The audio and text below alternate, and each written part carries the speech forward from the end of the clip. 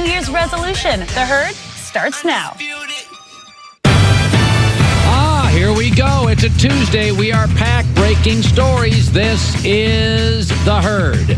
Wherever you may be and however you may be listening, we are live in Los Angeles, iHeartRadio, Fox Sports Radio, and FS1. Thank you so much for joining us today. You've got a lot of choices. In about 6 hours, the Rose Bowl or whatevs. We appreciate that. We've got breaking news throughout the course of the day with some coaching stuff. I'm working the phone. Joy Taylor is joining me. How are you, Joy? Good morning. Happy New Year. Happy New Year to you. I went to bed at 12:05 Eastern or 9:05 Pacific. We made it to like 11:40, and we're like, you know what? Party girl, folks. Yeah, Party girl. I'm going to throw a piece of paper in a second at Joy. I'm going to get to that, and I'll show you why, because here is how I'm starting my show today. New Year's resolution. Here is the number one New Year's resolution in sports going forward. That you and me and Joy, we're accountable for our mistakes. Antonio Brown threw a football at Big Ben. It was his third tantrum. Can you imagine? And that's why he didn't play this week, because he could have played. He skipped practice. He skipped meetings. He had a tantrum. He threw a football at Big Ben. If I did this with Joy after a disagreement, instead of talking, I went, gah, and I threw a paper at Joy. You know what you'd all say at home? Colin needs medication. Colin needs to grow up. This is why Antonio Brown didn't play. He had his third tantrum. New Year's resolution, Antonio. It's on you, pal. It's not Mike Tomlin's fault. It's not Big Ben's fault. It's not the Rooney family's fault. It's not the GM's fault. It's not the NFL. It's not Roger Goodell's fault. I would ground my 12-year-old son if he threw an object at my 18-year-old daughter. I would ground him. Antonio Brown is a man. He's a 30-year-old man. New Year's resolution, own your mistakes. I know that is zany. You want to blame Instagram, people are mean to you, Facebook, Twitter, want to blame the White House, want to blame Hollywood, want to blame this organization. No. You're a 30-year-old man. You threw a football at a teammate, third tantrum, could have played physically, weren't willing to. By the way, Mike Tomlin, and I've been critical of him, Mike Tomlin has to be concerned about 70 players, 18 coaches. He's got a general manager to answer to. Mike Tomlin has media responsibilities and sometimes charity events.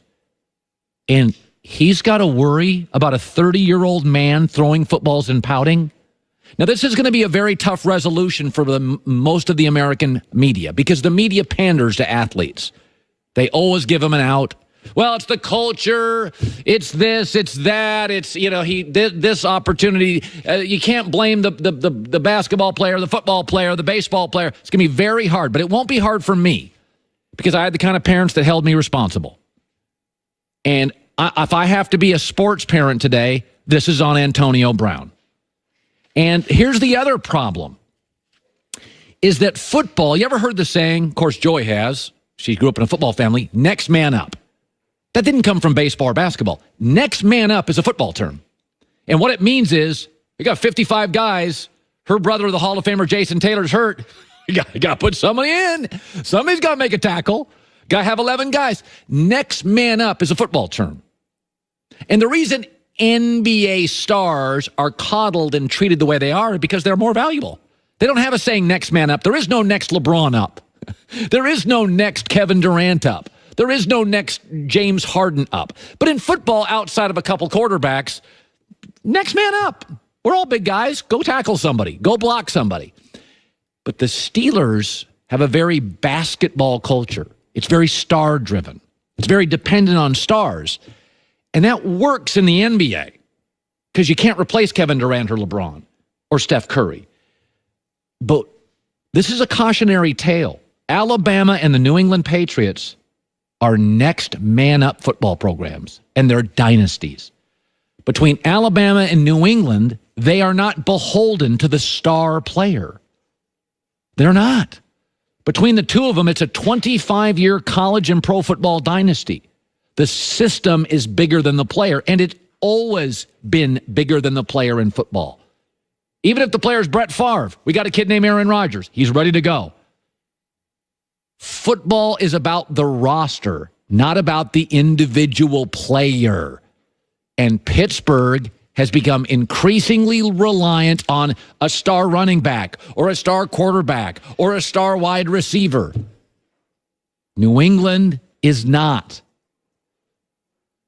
This story is about personal responsibility to a young man named Antonio Brown who is 30 years old. It is completely on him, the inability to disagree with somebody without throwing stuff at them. It's on him. All right, I want to shift gears to this. Speaking of NBA, one of the things I try not to do on this show, and Joy and I try not to do on the show, we all make mistakes. You never want to make the same mistakes over and over and over. I tell my kids that all the time. You're not perfect. You're going to make mistakes. You're going to spill stuff. You're going to do dumb stuff. You're going to get back. But try not to make the same mistakes over and over and over and over and over. Okay, the media is falling for it again. So James Harden of the Rockets is on fire. James Harden had 43 last night. Another triple-double last night. James Harden's going crazy. It's December. Oh, my God, look at this. It's unbelievable. Folks, don't fall for it. There's something in basketball called a usage rate. James Harden has the highest usage rate in the NBA by a mile. That means he has the ball in his hands constantly. So therefore, his stats are through the roof, including all of his stats, including turnovers, where he had 9 last night. And by the way, we have seen point guards with high usage rates. Westbrook had 1. Harden has it. John Wall has it. And those guards that drive to the basket in October and November and December and January and February and March, and James Harden drives to the basket and gets hammered by bigger athletes and gets knocked to the ground, and he's a smaller guy compared to a 6'8", 240 guy. And what happens? They wear down. Are we gonna be fooled by this again? Go look at your December point leaders in the last several years. Westbrook, Harden, Harden, Westbrook, Harden, Westbrook, Westbrook, Harden. You've seen Westbrook. He's out of gas by the first round. Do you remember what happened last year against Golden State? James Harden disappeared. He had one game, he was 0 for 11 on threes. Throughout the course of the series against the Golden State Warriors, do you know what he shot three-pointers? 24%. 1 year ago. Why? Why would James Harden ever shoot 0 for 11 on threes or 24% on threes? How is that possible? Did he forget how to shoot? Did his vision go bad? No. His legs were shot. He was a shot fighter. Westbrook against Utah, a shot fighter. We've seen James Harden. We've seen Westbrook. We've seen John Wall. We've seen Derrick Rose. High usage rate guards have the ball in their hand constantly, scoring leaders in December and January, and the media goes crazy and oh my God. But the NBA has always been about late May and June. You know how in the NFL we talk about quarterbacks? Is that running quarterback sustainable? I mean, we know Lamar Jackson's talented, but is it sustainable for 10 years that a 208-pound guy is running around getting hit?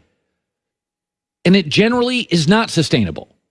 It can win shortly. I'm not sure if Lamar Jackson is sustainable for a decade until he starts throwing more and running less. The same phenomena is in basketball. Harden, Westbrook, Wall, this massive usage rate gets you massive numbers in December and January. And the little guys are worn down by June. You want to know what's sustainable? Because everybody's freaking out today about James Harden's last 10 or 11 games. He's averaging 35. It's the most amazing thing. I've seen this. LeBron's playing less and has the ball less. Have you noticed that? Because LeBron is sustainable. He's not trying to win December.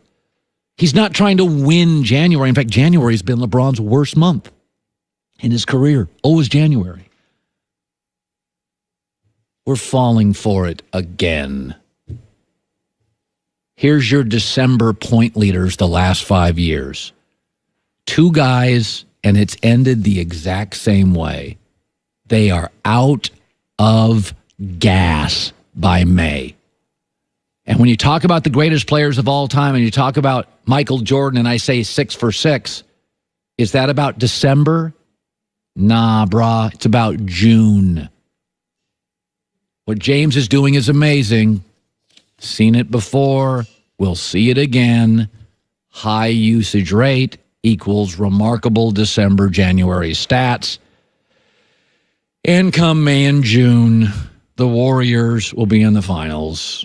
And James Harden and Westbrook and the usage leaders will not. All right, good stuff today.